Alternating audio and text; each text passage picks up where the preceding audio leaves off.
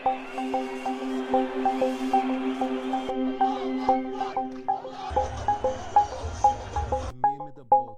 הן מוכנות לאפשר להם את הפרטיות הזאת।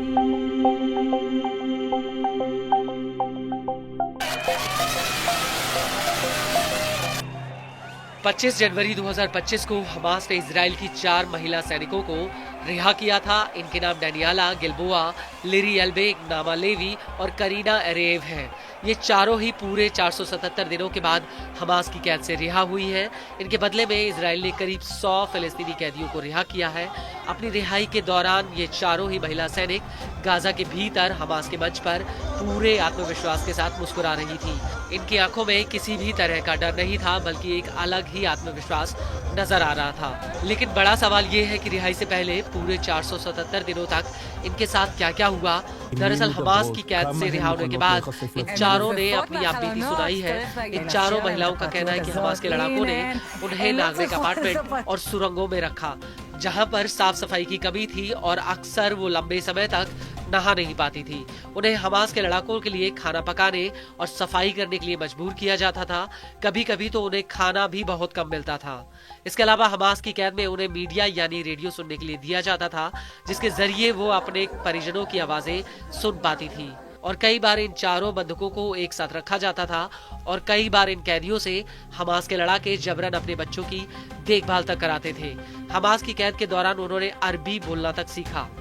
इसको लेकर इजराइल के पब्लिक ब्रॉडकास्टिंग कॉर्पोरेशन का कहना है कि इन चारों बंधकों को इजरायली बंधक आगम बर्गर के साथ रखा गया था।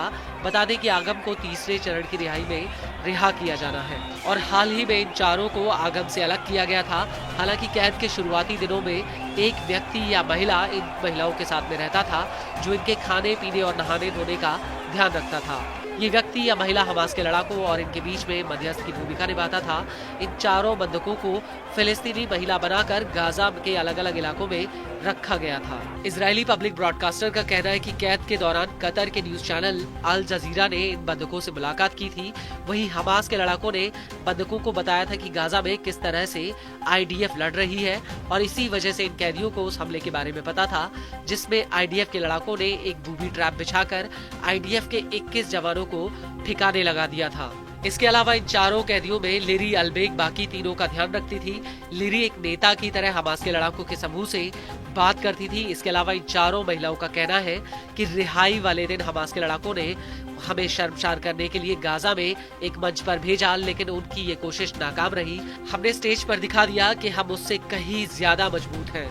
वहीं इजराइल के केशेट नेटवर्क का कहना है कि अगवा की गई कुछ महिलाएं गाजा के भीतर हमास के कई सीनियर नेताओं से मिली हैं और गाजा में कई बार ऐसा मौका आया जब उन्हें भूखे पेट तक रहना पड़ा। इसके अलावा कई मौकों पर IDF ने उनके बेहद ही करीब हमले किए। उस वक्त इन्हें ऐसा लगा कि कहीं ये IDF के हमलों की चपेट में न आ जाएं।